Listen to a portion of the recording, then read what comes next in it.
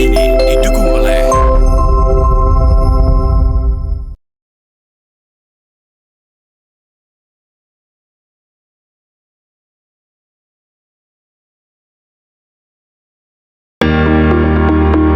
acara ini dipersembahkan oleh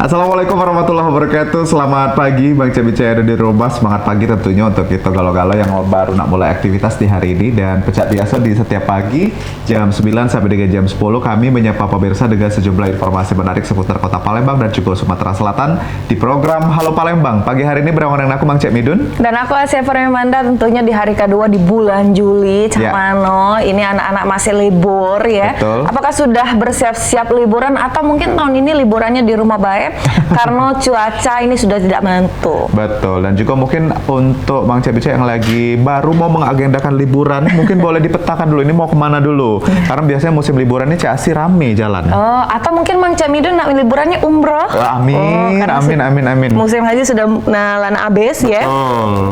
Umroh juga pasti bakal nak dibuka lagi. Betul. Mungkin Bang Cek Midun atau mungkin pemirsa Pal TV yang nak liburannya umroh ini pasti harus menerka-nerka ya, harus tahu dulu ceritanya apa sih kondisinya di sana, cuacanya di sana bagaimana dan lain-lain, biar kita mempersiapkannya dengan baik. Betul. Dan kalau kita ngomongin tema kita hari ini tentang di balik layar perjalanan iman, pengabdian dan juga dedikasi Haji 2024. Karena kita baru tahu mungkin ada juga keluarga Mas Cek yang baru balik ke tanah air ya dari ibadah Haji 2024. Nah, kita bakal ngebahas ini juga dengan dua narasumber yang sudah hadir juga, Cik Asi. Wah, siapakah itu? Boleh dikenalin Bang Cek Midun? Ya, yang pertama kita langsung kenalan dengan Bapak Dr. Haji Saifuddin SAG MSI. Beliau merupakan Ketua Kloter 3 Haji di tahun 2024 dan juga Kepala Balai Diklat Keagamaan Kota Palembang. Selamat pagi, Bapak. Selamat pagi, Assalamualaikum warahmatullahi wabarakatuh. Waalaikumsalam. Salam sehat, Bapak. Sehat-sehat, alhamdulillah. Senang sekali ketemu sama Mang Cek Midun. Iya.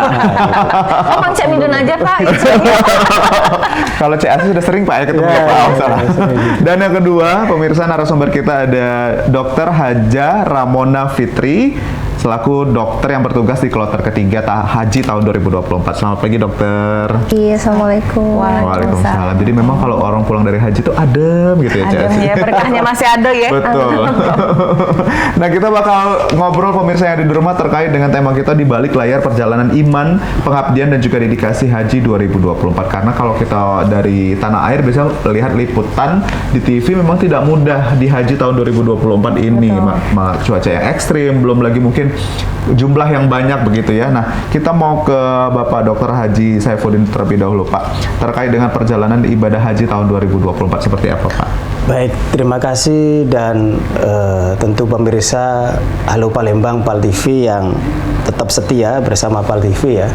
Ini siaran yang sangat mengedukasi untuk masyarakat kita ya, dan Halo Palembang ini menjadi salah satu favorit untuk masyarakat Palembang dan sekitarnya ini untuk hiburan dan edukasi. Pertama yang saya sampaikan tentu berterima kasih ya kita dengan jajaran di Kanwil Kementerian Agama Provinsi Sumatera Selatan yang memberi kesempatan kepada saya kami ya tentunya untuk menjadi salah satu bagian dari petugas kloter yang membawa jamaah kita itu, membawa jamaah haji khususnya di kloter 3. Ada yang beda tahun ini karena jumlah jamaah yang kita bawa biasanya kan 350 ya per kloter, ini 450. Masya Allah. Jadi nambah 100 itu. Nambah 100 tentu untuk pendampingan, untuk pelayanan juga tentu lebih berenergi energi lagi kita sebagai petugas ini. Oleh karena itu dari proses perekrutan, seleksi juga ini sangat ketat ya, psikologinya juga, karena kita mendampingi jamaah ini hakikatnya adalah bagaimana memberikan pelayanan pendampingan yang baik sehingga jamaah itu merasa bahwa petugas ini benar-benar hadir. Kita ini kan wakil dari pemerintah untuk mendampingi ya. Mendampingi dalam hal apa? Dalam hal layanan terkait apa yang harus dilakukan oleh jamaah, terkait masalah ibadahnya, masalah rukun wajibnya terpenuhi apa belum, masalah kesehatannya, istitoahnya segala macam. Oleh karena itu satu tim petugas itu ada ketua kloter, ada pembimbing ibadah, ada dokter kloter, ada 2 paramedis di situ. Bisa dibayangkan 5 petugas ini membawa 450 jamaah. Tentu tidak bisa mengcover seluruh kebutuhan itu, tapi paling tidak effort daripada petugas ini bisa menjadi bagian terpenting ya untuk memberikan layanan terbaik.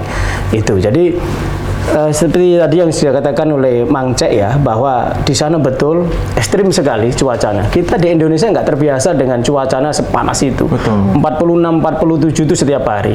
Bahkan sudah maghrib, sudah isya itu hawa panasnya itu dari pantulan keramik lantai itu masih luar biasa itu. Kayak kita ada di api unggun disemburin kayak gitu.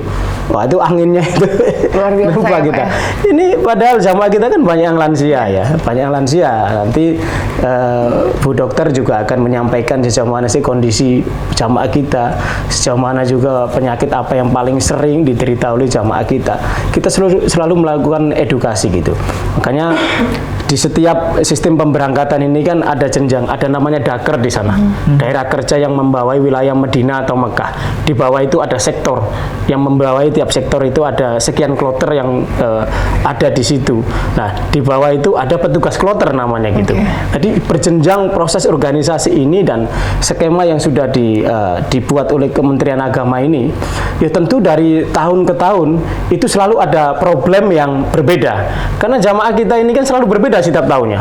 Setiap tahun selalu berbeda. Tahun ini, tahun depan jamaah yang selalu berbeda juga gitu. Oleh karena itu profesional seorang petugas kloter ini menjadi garansi bagaimana agar pendampingan kepada jamaah ini benar-benar bisa dirasakan oleh jamaah kita. Itu. Tapi koordinasinya berjalan dengan baik Pak antar daker, sektor dan juga petugas kloter? Oke, saya merasakan itu ya. Dulu saya juga pernah sudah menjadi petugas, tapi belum terlalu masif dalam konteks perkembangan medsos ini. Jadi dengan medsos ini yang sudah masif ini sangat-sangat membantu bagaimana kita komunikasi dengan jamaah. Jadi setiap ada pergerakan, umpamanya nanti di Hotel Mekah apa yang boleh dilakukan, apa yang nggak boleh, layanan apa yang diterima itu dalam bentuk flyer yang sudah dibuat oleh baik daker maupun sektor. Dan ini tinggal kita meneruskan ke grup-grup WA grup para jamaah. Jadi ini luar biasa, ini sangat membantu proses komunikasi. Jadi apapun pergerakan bus umpamanya setiap hari Jumat bus itu akan beroperasional cuma sampai jam 7 saja, nanti jam 14 baru operasional lagi, itu pun juga dibentuk flyer dan ini sangat membantu. Tadi banyaknya jamaah dengan dibantu dengan masifnya komunikasi medsos ini sangat membantu kita untuk kemudian mengkondisikan jamaah. Dan alhamdulillah kloter kami kloter 3 ya, alhamdulillah berangkat dan pulang ini walaupun ada 2 ya, ada dua yang meninggal di Mekah dan di Arafah.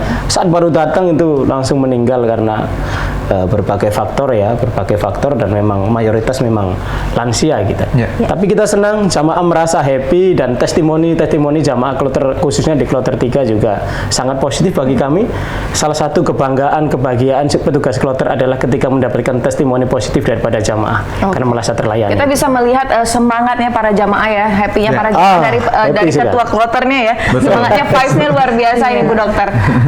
Nah, tapi saya mau ke Bu Dokter dulu ini. Bu Dokter, tadi yang sudah sempat disampaikan oleh Pak Saifuddin, cuaca yang ekstrim, terus itu ini kan 450 dan mayoritas ini lansia. Ini kan pasti punya tantangan tersendiri. Obat-obatan yang harus cukup dan lain-lain. Sedangkan kita harus berbagi kan dengan kloter-kloter yang lain. Itu bagaimana tuh, Bu Dok?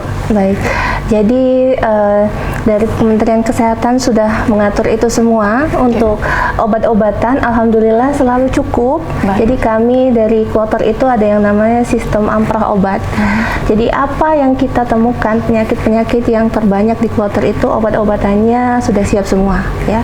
Asalkan dari petugas kloternya itu meminta, ada yang namanya di KKHI Kantor Kesehatan Haji Indonesia di depo, ada di Mekah dan di Madinah. Jadi obat-obatan tersebut selalu tersedia. Nah, untuk jamaah kami sendiri rata-rata yang paling banyak penyakit yang diderita itu ISPA. Ya, dari awal sampai infeksi saluran nafas, batuk-batuk, batuk pilek, kemudian ada juga yang demam dan ada yang sampai sesak, tetapi memang sebelumnya sudah ada riwayat penyakit seperti asma, PPOK, seperti itu. Nah, untuk penyakit ini sendiri obatnya alhamdulillah selalu terpenuhi, baik itu obat-obatan reguler maupun obat-obatan emergensi. Nah, apabila jemaah membutuhkan perawatan lebih lanjut, kami biasanya merujuk mengkonsultasikan terlebih dahulu ke yang namanya KKHI atau Klinik Kesehatan Haji Indonesia, dan apabila membutuhkan perawatan di rumah sakit, kita akan rujuk ke rumah sakit Arab Saudi terdekat, seperti itu. Jadi alhamdulillah untuk masalah kesehatan, cover obat itu semua terpenuhi. Masya Allah. Jadi sudah ready semua digunakan pada saat di sana. Betul. Ya Dok. Nah kalau kita penasaran ini CAC dan juga mungkin pemirsa yang di rumah, selaku ketua dan juga dokter yang bertugas mengabdi pada saat ibadah haji ini sendiri, ini ada proses seleksinya kah atau penunjukan secara langsung, Bapak? Mungkin yang jawab Pak. Itu karena proses seleksinya antara Kemenak dan Kemenkes ini ada pola masing-masing, tapi pada prinsipnya untuk perekrutan itu berlapis-lapis. Ada mulai dari tingkat kabupaten, kota, setelah lolos di tingkat kabupaten kota, dan sistemnya CAT ya. CAT, kemudian ada tingkat provinsi, kemudian nanti baru terpilihlah sesuai jumlah kloter itu. Kita ada 19 kloter ya, baik untuk ketua, pembimbing dan lain sebagainya. Setelah seleksi CAT-nya itu masuk, ada tes wawancara itu, ada tes wawancara, kemampuan bahasa, kemampuan tentang pelaksanaan ibadah haji itu sendiri, dan ini sangat penting sekali ya, karena menjadi petugas haji kemudian tidak paham tentang tusi apa yang harus dilakukan, ini akan berat sekali. Karena akan kita bersentuhan langsung dengan jamaah selama 42 hari, mulai dari embarkasi, kemudian ke Madinah, kemudian ke Mekah, kembali sampai ke debarkasi lagi, kita bersentuhan terus dengan jamaah. Kalau kita tidak siap di situ, ini akan mendapatkan testimoni yang negatif, dan secara keseluruhan Kementerian Agama tentu akan sangat dirugikan gitu loh, karena Kementerian Agama dalam konteks ini ingin mendapatkan apa namanya ya, selalu setiap tahun itu ingin ada peningkatan dari sisi layanan, dan ujung tombak terbawah ini adalah petugas kloter ini. Oleh karena itu dalam kesempatan ini juga saya ingin menyampaikan terima kasih kepada di kloter itu ada namanya Karom dan Karu, ketua rombongan. Setiap Karom itu membawai 40 sampai 41 jamaah. Nah, setiap rombongan ada 4 karu, ketua regu. Nah, setiap ketua regu membawai 10 jamaah. Jadi berjenjang. Kita mulai pembagian konsumsi, informasi apapun selalu berjenjang itu. Karena itu, dan keren yang untuk kloter 3 ini, untuk Karom dan Karunya bekerja profesional, membantu kita juga dibantu oleh tim kami yang hebat-hebat. Sekarang sudah nonton ini tim kami yang 3 yang nggak berkesempatan hadir di sini, yaitu pembimbing ibadah kami Ustadz Nanang, kemudian ada 2 paramedis kami, Pak Haji Imam Ghazali dan Bu Haja Dela yang sekarang sedang konfirmasi nonton ini. Mereka luar biasa. Siang malam mereka bekerja luar biasa, bahkan tidur pun pakai baju seragam petugas itu. Karena kita 24 jam harus siap melayani jamaah. Kadang jam 3 dini hari digedor untuk pelayanan, ada jamaah yang emergensi merujuk ke KKHI, ke Kantor Kesehatan Haji Indonesia yang ada di Mekah Madinah, dan ini dilakukan sepanjang itu, dan alhamdulillah kita kloter 3 happy dan semuanya teratasi dengan baik. Masya Allah, jadi dedikasinya luar biasa ya Bapak. Dan juga tadi prosesnya juga tidak mudah begitu. Nah, kalau kita ke Dokter Ramona, Dok, apa sih yang membuat dokter terpanggil untuk ikut seleksi haji di tahun 2024 ini, Dok? Iya, berdasarkan pengalaman pribadi. Iya. Jadi kebetulan pada 2023 itu saya berkesempatan untuk umroh di akhir musim, yang mana itu sebelum musim haji dimulai. Jadi saya bertemu dengan para petugas haji dengan kloter pertama seperti itu. Nah, sebelumnya memang saya sudah pernah melakukan seleksi di tahun 2022, namun belum rezeki, belum lulus seperti itu. Dan pada saat saya umroh melihat petugas haji, terpanggil lah lagi untuk ikut seleksi ulang. Saya di sana sambil berdoa kan, ya Allah, semoga tahun depan giliran saya yang dipanggil untuk menjadi petugas haji. Kemudian jadi untuk seleksi petugas haji itu kan ada berbagai tahap ya, mulai dari proses administrasi, kemudian tes wawasan haji, tes kebugaran, kemudian ada juga bimbingan teknis dan pelatihan kompetensi. Nah, di sana dari awal saya sudah mempersiapkan apa saja syarat-syarat administrasi yang memang dibutuhkan untuk proses seleksi tersebut. Saya lengkapi, saya ikut pelatihan, terutama pelatihan kegawat daruratan. Nah, di sini memang sudah dipersiapkan jauh-jauh hari seperti itu. Jadi panggilan ini memang sudah dari beberapa tahun sebelumnya, dari tahun 2022 ya. Tetapi memang rezeki kita tidak ada yang tahu ya. Akhirnya di tahun 2024 ini saya dinyatakan lulus, alhamdulillah, dan memang ini merupakan pengalaman yang luar biasa untuk saya menjadi petugas haji, dan sangat syukur sekali, sangat bersyukur sekali karena menjadi petugas haji ini selain kita bekerja, tetapi memang mendapatkan nilai ibadah insya Allah ya. Jadi sabar dokter, jangan menangis dokter. Sabar, jangan Dokter masih menangis. terharu loh bawaannya. Sabar. Jadi kita ada tagline yaitu tugasku ibadahku. Masya Allah. Tugasku.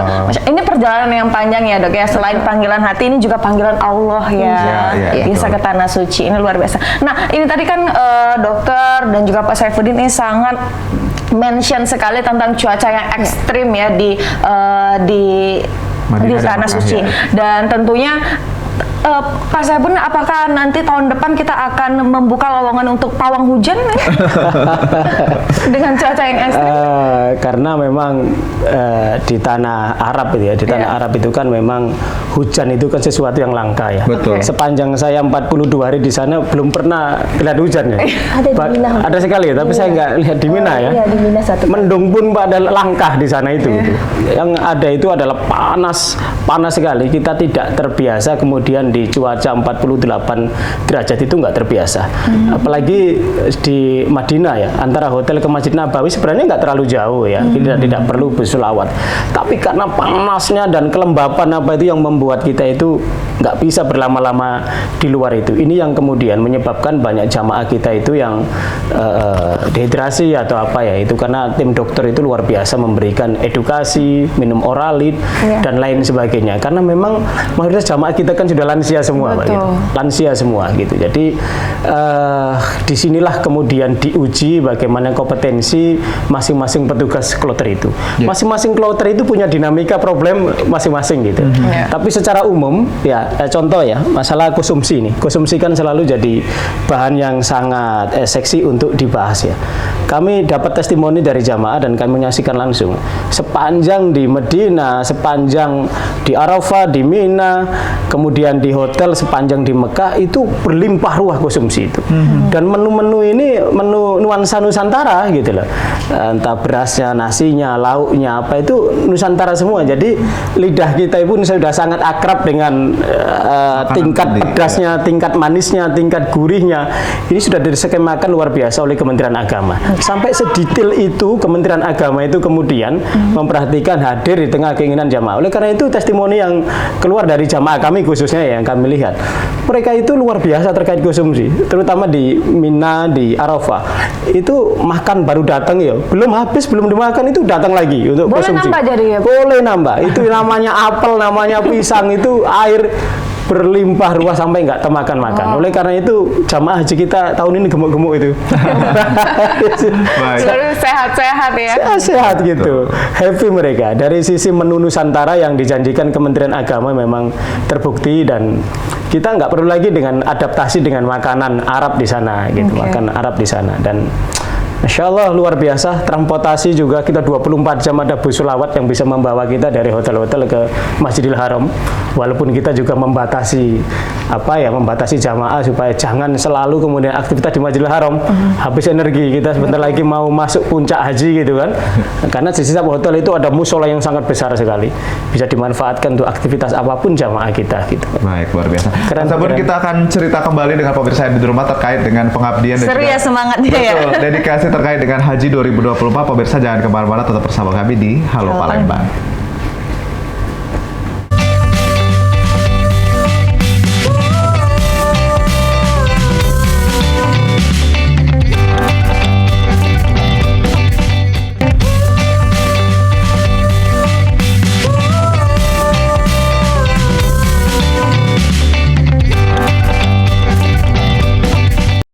Ya, pemirsa, kita kembali lagi di Halo Palembang. Tadi di segmen 1 kita sudah sedikit banyak bercerita tentang bagaimana suasana ibadah haji 2024 dan alhamdulillah juga ada peningkatan dari 300-an menjadi 400 di tahun ini. Ya. Nah, tadi kita juga sudah membahas terkait dengan kesiapan, kesigapan dari tim, mulai dari tadi petugasnya, lalu juga dokter, para medis dan lain sebagainya, sampai dengan ketua kloter yang memang sudah hadir di studio Palembang.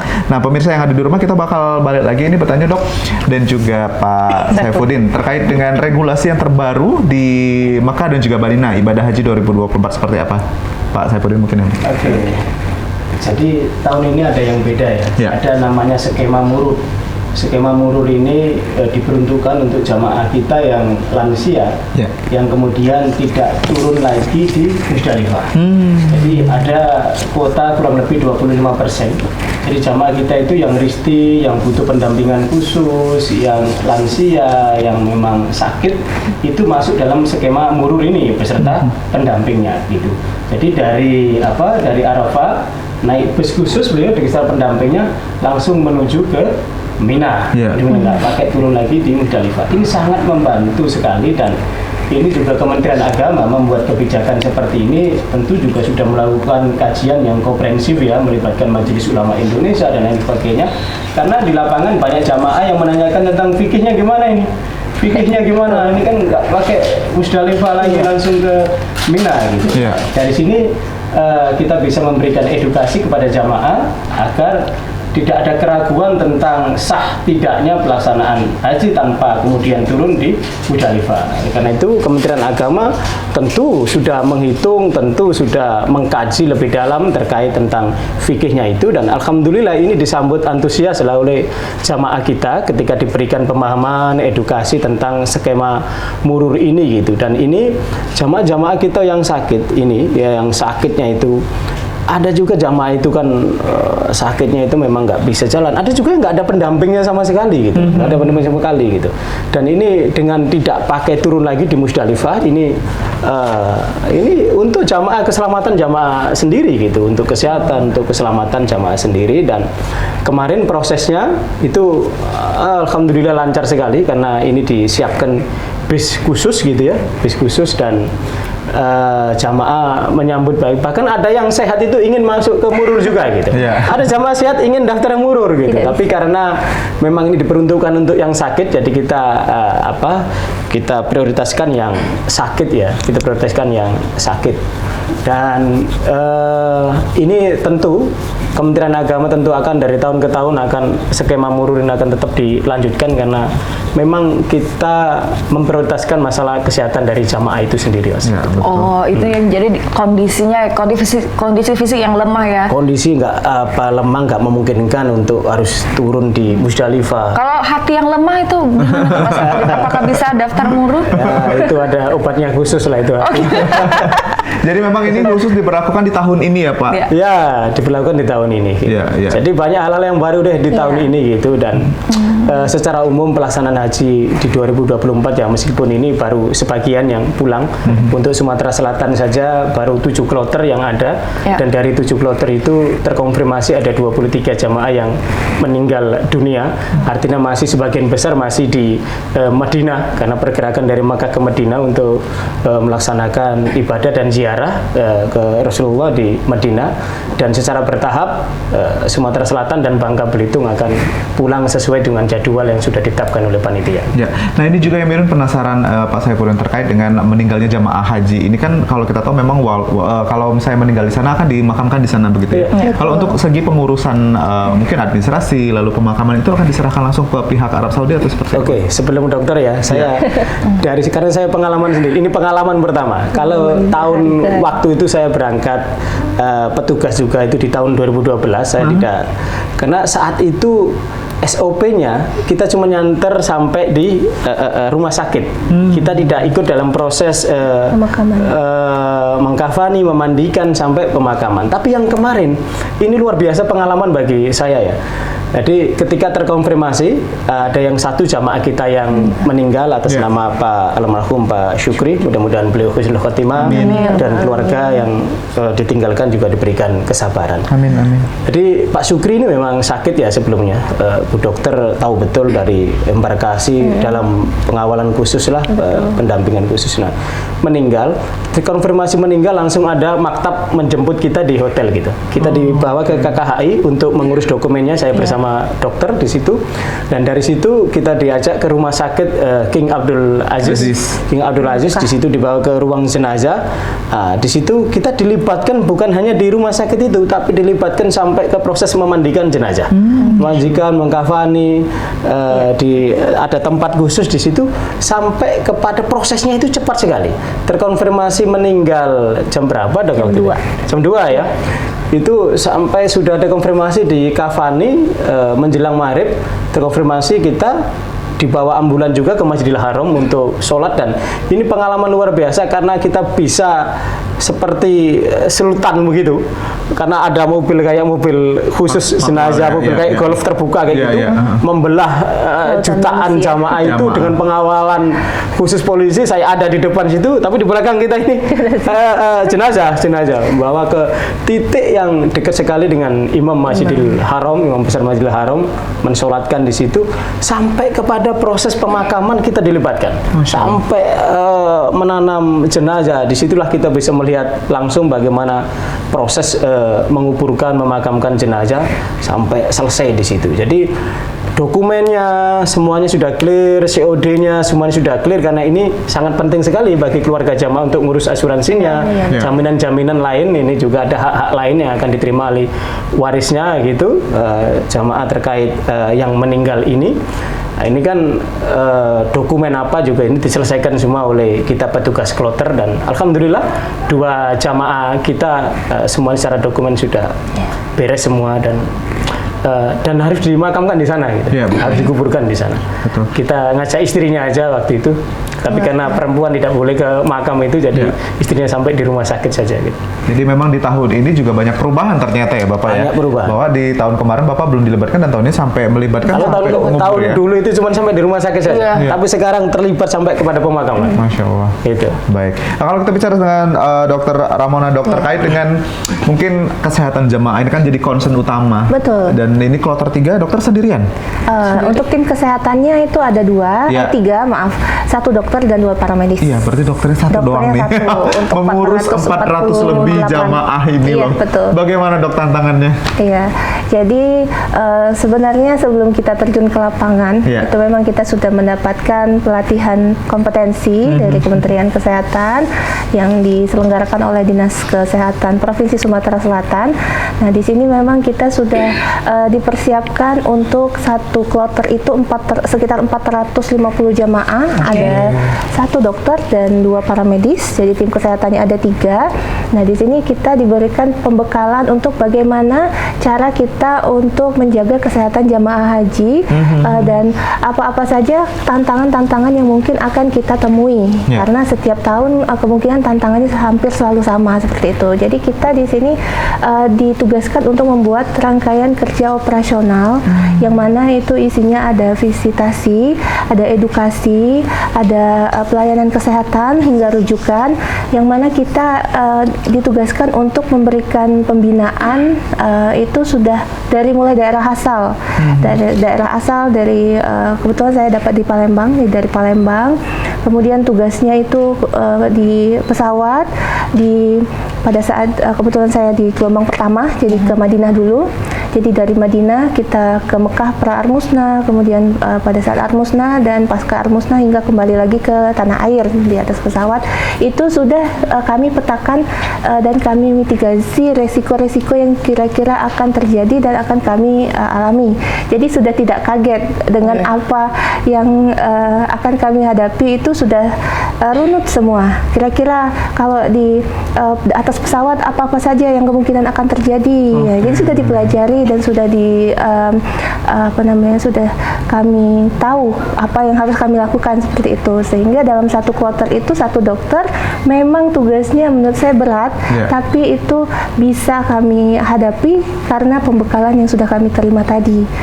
Dan alhamdulillah secara keseluruhan saya bersama tim itu setiap hari kami memitigasi risiko dan membuat rangkaian kerja operasional itu kami berikan PIC-nya masing-masing. Jadi ada penanggung jawabnya masing-masing sehingga tidak ada beban untuk melakukan tugas itu semua, karena memang sudah kami rangkai sedemikian rupa sehingga apa yang kami kerjakan itu bisa kami lakukan untuk menjaga kesehatan jamaah haji ini. Baik, ini luar biasa. Tantangan ini sepertinya tidak ada tantangan yang begitu masif ya, yang begitu signifikan. Tantangan ini bisa dihadapi atau bisa dijalani dengan baik, dengan kolaborasi yang ada juga. Nah, Bu Dokter, gimana sih nampaknya nih Pak Saifuddin ini dengan semangatnya, terus terstrukturnya, kinerja beliau yang kalau kita lihat ngobrol belum lama aja sudah kelihatan ya semangat beliau nih, etos kerjanya luar biasa. Nah, itu bagaimana tuh, Dok? Sangat-sangat membantukah di bawah kepemimpinan Ketua Kloter Pak Saifuddin? Betul, alhamdulillah. Jadi dalam kloter kami itu ada 1 Ketua Kloter Bapak Saifuddin dan 1 lagi pembimbing ibadah Bapak Nanang Suherman. Itu sangat membantu kami dalam segi apapun. Jadi beliau-beliau ini juga ikut terlibat dalam segi kepengurusan kesehatannya. Jadi misalkan saja kami butuh bantuan untuk membawa jamaah sakit ke rumah sakit, beliau semua ikut terlibat. Kemudian kami butuh bantuan sampai Pak Nanang itu pernah membantu kami mengangkat obat-obatan yang sangat banyak seperti itu. Dari sektor ya? Iya, dari sektor itu jalan kaki ke hotel kami berdua dengan Kak Imam, berdua dengan para medis kami mengangkat itu yang sangat luar biasa beratnya, tetapi mereka dengan ikhlas, dengan tulus membantu kami sehingga semua pekerjaan terkait kesehatan dan pelayanan umum itu sangat terkoordinir sekali karena tim yang solid seperti itu, Mbak. Iya, baik. Karena suksesnya dan juga happy-nya dari para jamaah ini adalah buah hasil dari tim yang solid yang Bapak sampaikan tadi ya. Ini luar biasa. Karena kan memang sebagai para medis, sebagai dokter, kita kan harus cepat nih. Dan juga rujukannya juga harus cepat ke rumah sakitnya juga harus cepat. Terus nunggu ambulans dan lain-lain itu kan harus cepat. Itu bagaimana tuh, Bu Dok? Apakah sedikit terkendala? Iya. Jadi alhamdulillah untuk kloter 3 ini apa yang kami dapati jemaah-jemaah dengan emergensi kami temukan koordinasi yang sangat baik antara yang namanya sektor. Jadi ada yang namanya tim emergensi sektor, TEMS kita sebutnya. Kami berada di sektor 4 di Madinah dan sektor 6 di Mekah. Nah, ini untuk proses rujukan itu sendiri memang sudah terkoordinir dengan sangat baik. Jadi pada saat kami memerlukan bantuan ambulans untuk merujuk, kami cukup menghubungi sektor, menghubungi TEMS, maka TEMS akan menyediakan ambulan dan akan melihat triasenya. Kira-kira yang mana yang paling emergensi itu akan di stopkan ambulansnya duluan, sehingga tidak ada kesulitan bagi kami untuk proses tersebut dari hotel merujuk ke Arab Saudi. Namun memang apabila tergantung dari penyakitnya tadi ya, apabila memang jemaah kami tidak terlalu emergensi maka kami akan di nomor sekiankan gitu. Jadi pada saat jemaah kami yang memang harus cepat ke rumah sakit itu ambulansnya langsung datang, Mbak. Kami pernah menemukan kondisi yang sangat emergensi, itu ada luka yang harus cepat ditangani di rumah sakit, itu memang ambulansnya langsung datang langsung ke rumah sakit, sehingga koordinasi untuk itu alhamdulillah lancar, berjalan dengan baik. Betul. Ya, semua aman, lancar, dan kembali ke tanah air dengan bahagia. Alhamdulillah. Dan Chelsea, pemirsa di rumah, kita masih ada satu segmen lagi yang bakal ngobrol terkait dengan dedikasi tema kita hari ini tentang perjalanan di balik layar untuk ibadah haji 2024. Pemirsa jangan kemana-mana, tetap bersama kami di Halo Palembang.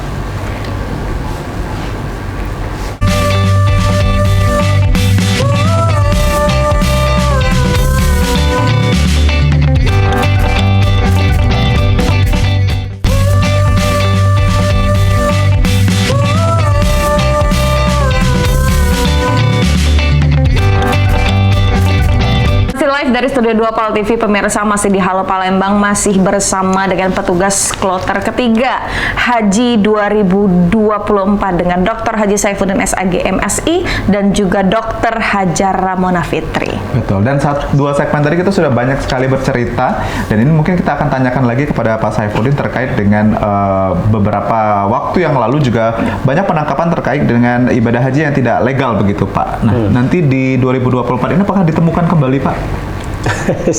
Jadi itu memang yang ramai di media ya. Jadi tentu ini harus kita berikan jawaban yang tepat agar jangan sampai simpang siur terkait apa yang terjadi di sana itu tidak utuh apa sih sebenarnya yang terjadi.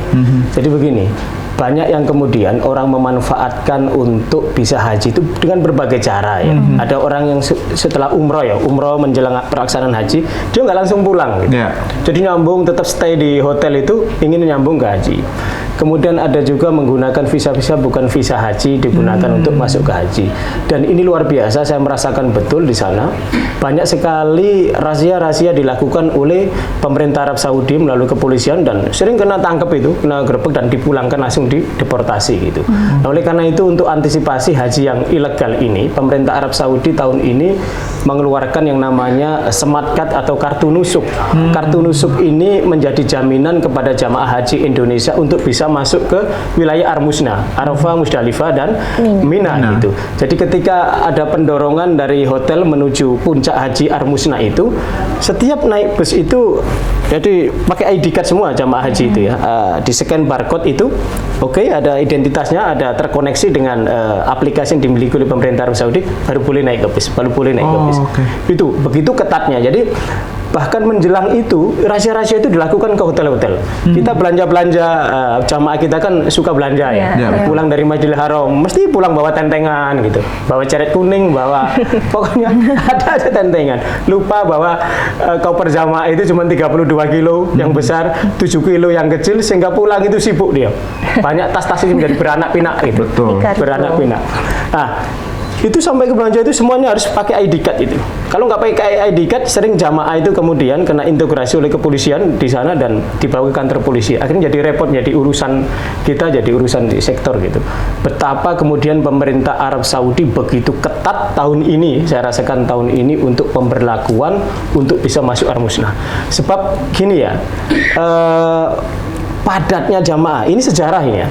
Jamaah haji Indonesia ini sejarah terbanyak sepanjang misi haji Indonesia.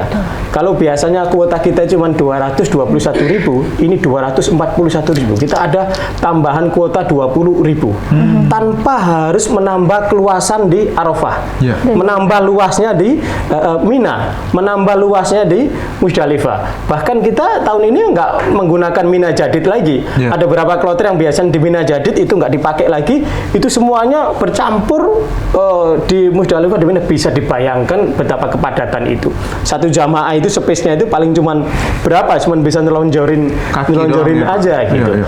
Nah, oleh karena itu kondisi inilah yang kemudian ini pemerintah ini kan juga pada satu sisi ingin agar antrian ini nggak terlalu panjang. Yeah. Skemanya adalah kita minta pemerintah Arab Saudi untuk nambah kuota. Tapi ketika ditambah kuota, kita nggak bisa nambah keluasan area di Armusna ini. Ini yang juga menjadi hal yang dari tahun ke tahun kepadatan ini nggak bisa kita urai. Ya, memang areanya itu sempit lah kayak gitu. Sudah menjadi tantangan juga ya Pak ya? Tantangan tersendiri kayak gitu. Betul. Nah baik, kalau kita ke dokter, dok, ini kan kita lihat tugasnya banyak ya, selain beribadah juga harus memastikan kesehatan kondisi jamaah juga dan kondisi tubuh sendiri juga. Betul. Ini dok. Kalau pengalaman yang unik begitu, ada nggak sih dok di sana selama menjalankan tugas di sana? Pengalaman uniknya? Pengalaman unik ya banyak sekali ya. Salah satunya kita sangat diuji dengan kesabaran. Ya. Jadi kita ada satu pengalaman yang menurut saya pribadi itu sangat menguji kesabaran sekali ya. Pada saat kita dikabarkan itu ada jamaah yang meninggal dunia. Nah, pada saat itu juga poliklinik, polisatelit di hotel kita itu sedang antri yang sangat panjang. Dalam 40 hari baru hari itu antrinya sampai keluar-luar hingga menyebabkan kegaduhan di situ. Nah, kegaduhan karena ingin duluan-duluan. Yeah. Nah, sedangkan kami ada terbatas dalam petugas di sana. Saya ke KKHI untuk membuat certificate of death dan juga membuat kronologis kematian jamaah. Karena ada kegaduhan, saya ditelepon jamaah dan dibentak-bentak seperti itu, membuat dimaki-maki ya gitu. Enggak ya maksudnya kenapa ini kenapa ramai? Tetap sabar kan dok, Mas.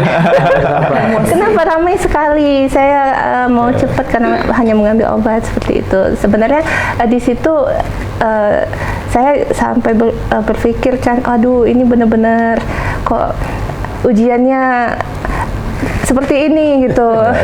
Sangat menguras emosi sekali. Tapi kita sebagai petugas kan harus sabar, tetap sabar dan tetap pada tugas kita masing-masing. Nah di sana akhirnya kebetulan saya kemarin bersama Pak Saifuddin ya, Pak Saifuddin melihat langsung nih ada apa, kenapa tiba-tiba agak ricun gitu. Iya, ricun. Carong Palembang lah ya. Iya, carong Palembang lah ya.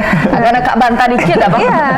Nah, di situ karena tugas yang petugas ini sangat sedih pada saat jamaahnya ada yang meninggal dunia gitu. Dan dirunut dengan tugas-tugas yang administratif juga banyak seperti itu. Ditambah lagi dengan tugas-tugas yang lain yang ada di hotel. Nah, itu sangat mengganggu psikologi seorang petugas haji. Nah, itu kan luar biasa. Ini kan kesehatan fisik dan juga mental ini juga diuji. Betul. Nah, ini bagaimana tuh cara Pak Saifuddin selaku ketua kloter ini meminimalisir pressure yang ada nih? Silakan Pak Saifuddin. Ya, gitu. Jadi tadi dokter juga sudah menyampaikan. Kita kan ada SOP, ada mitigasi resiko ya. Setiap titik itu ada potensi resiko. Ini yang kita mitigasi. Nanti kalau seperti ini bagaimana proses penanganannya. Betul. Yang penting kita bagaimana mengelola komunikasi dengan baik. Jamaah apapun atensinya, kita harus sabar, nggak boleh emosi, harus sabar. Kita harus selalu hadir kapanpun jamaah membutuhkan itu. Dan melalui kesempatan ini saya luar biasa ya, itu kan ada kunjungan Pak Menteri Agama juga ya. Pak Menteri Agama luar biasa ya beserta timnya itu selalu kunjungan ke sektor-sektor untuk melakukan monef ya, visitasi dan edukasi di situ. Bahkan dari proses layanan itu ditanya jamaah. Kalau nggak langsung pihak hotel langsung dipanggil gitu. Bagaimana handuknya, cukup nggak? Bagaimana airnya? Bagaimana liftnya? Bagaimana layanan konsumsinya? Telat apa enggak? Bagaimana? Yang sedetail, yang sekecil-kecil itu oleh Pak Menteri itu dipastikan bahwa sudah aman, sudah baik-baik saja. Dan jamaah banyak loh yang memberikan testimoni merasa betapa Kementerian Agama itu hadir di tengah mereka. Ya memang ya namanya orang begitu banyak, Pak. Begitu banyak, tidak mungkin bisa mengcover, memenuhi atensi mereka semua. Tapi paling tidak effort yang diberikan oleh Kementerian Agama untuk memberikan jaminan layanan ini sudah dirasakan. Dari tahun ke tahun selalu ada peningkatan grafik itu ya, itu luar biasa. Itu. Dan ini juga hal yang sama dirasakan oleh dokter dan juga para medis. Iya. Jadi untuk mengelola psikologis dan fisik tadi ya, untuk fisik kami memang membuat jadwal untuk istirahat selain untuk piket. Jadi misalkan ada jamaah kita yang sakit dan harus dirujuk tengah malam, itu biasanya berdua, kemudian pulang kami harus salah satu harus pulang, jadi satu yang menunggu di rumah sakit sehingga satunya bisa istirahat dan bergantian untuk nanti pada saat yang di rumah sakit sudah pulang bisa gantian untuk beristirahat sehingga tugas-tugas yang akan kita lakukan pada pagi harinya itu tetap akan berjalan dengan lancar tanpa harus fisik kita menjadi down seperti Korban, itu. ya? Iya, jadi tetap dilakukan pembagian tugas dan alhamdulillah saya pribadi ini mendapatkan tim yang sangat solid yang saling membantu baik dari Kementerian Agama dan Kementerian Kesehatannya. Jadi semuanya itu berjalan dengan sangat lancar. Baik, baik. Alhamdulillah, dan sampai akhirnya 1 minggu yang lalu sudah pulang semua Iya. ya. Luar biasa. Baik, dokter dan juga Pak Saifudin, ini terakhir mungkin sebelum kita closing untuk pemirsa di rumah, boleh dikasih himbauan terkait mungkin persiapan haji 2025 dan pelajaran yang dipetik dari 2024, boleh dikasih tahu ke pemirsa yang ada di rumah. Oke, makasih. Saya dulu dokter. Jadi saya sebelumnya ingin menyapa, ternyata ini disaksikan langsung oleh warga kita di daerah Jawa Timur. Jawa Timur. Dari Desa Siwalan, Panceng, Gresik. Ini teman-teman saya menyaksikan siaran langsung ini. Juga ada jamaah yang hadir di sana. Mudah-mudahan sehat semua. Salam dari Palembang. Halo Palembang. Dan imbauan ya untuk pelaksanaan haji tentunya baik 2004 maupun 2005 yang akan datang. Saya berharap khususnya untuk petugas, mari kita lebih siap lagi dalam hal terkait layanan, terkait pola mitigasi dan lain sebagainya. Pola pendidikan BIMTEK 10 hari yang kita terima di asrama haji kemarin ini sangat membantu kita. Pak Sudomo, TNI kita yang menempa visi kita yang lari ke lapangan siang hari, yang awalnya kita kesel siang hari diminta lari, mestinya kurang lama lagi Pak Sudomo dan Pak Mulyadi ya, kajak lari. Di sana jauh lebih manfaat sekali pola-pola pelatihan seperti ini. Insya Allah pelaksanaan haji tahun 2025 akan bisa lebih sukses dengan mengevaluasi pelaksanaan daripada tahun 2024. Sayalah pelaksanaan haji, sayalah Kementerian Agama, sukses untuk pelaksanaan haji tahun 2024 dengan segala dinamikanya. Dan teman-teman yang sekarang masih bertugas di Medina, kloter sampai kloter 19 embarkasi Palembang, selamat bertugas, selamat melayani, tugasku ibadahku. Assalamualaikum. Baik. Dan untuk dokter Amona, silakan dok, mungkin panggilan juga untuk para dokter di luar yang ingin mengabdi nantinya di ibadah haji 2025, silakan. Oke. Yang pertama saya ingin memberikan himbauan untuk calon jamaah haji terlebih dahulu yang memang jika jamaah haji nanti tahun 2025 dinyatakan tidak istitoah, saran saya itu jangan memaksakan diri karena kita ibadah haji itu sangat melibatkan fisik. Jadi apabila kita kemampuannya memang tidak mampu, itu sebaiknya ditunda atau tidak diikutkan terlebih dahulu karena banyak jamaah kita sudah meninggal dunia di Sumsel Babel ini sekitar 23 orang. Nah, karena ini terkait dengan rangkaian ibadah haji, sehingga jika jamaah haji memang istitoah atau mampu atau sehat, maka insya Allah akan mendapatkan rangkaian haji yang mabrur gitu, yang maksimal ya, dan mendapatkan haji yang mabrur insya Allah. Dan untuk para petugas kesehatan yang memang terpanggil untuk menjadi petugas haji, silakan nanti bisa melengkapi administrasi dan mendaftarkan dirinya ke puskeshaji.kemkes.go.id yang mungkin akan dibuka biasanya sekitar akhir tahun. Baik. Persiapkan dirimu ya, karena tugasku ibadahku. Masya Allah. Dan pemirsa di drama, itu dia kisah inspiratif di balik suksesnya ibadah haji 2024 bersama dengan Ketua Kloter 3 ada Pak Saifudin, dan juga ada tim medis yang diwakili oleh Ibu Dokter hari ini yang hadir secara langsung di studio Dopal TV. Terima kasih sekali lagi sudah menyaksikan Halo Palembang hari ini. Jangan lupa terus saksikan Halo Palembang dengan cerita inspiratif lainnya setiap hari dari jam 9 sampai dengan jam 10 cuma di Pal TV, memang punya kita. Akhir kata, aku Midor Adistia. Dan saya Sefar Manda. Assalamualaikum warahmatullahi wabarakatuh. Sampai jumpa.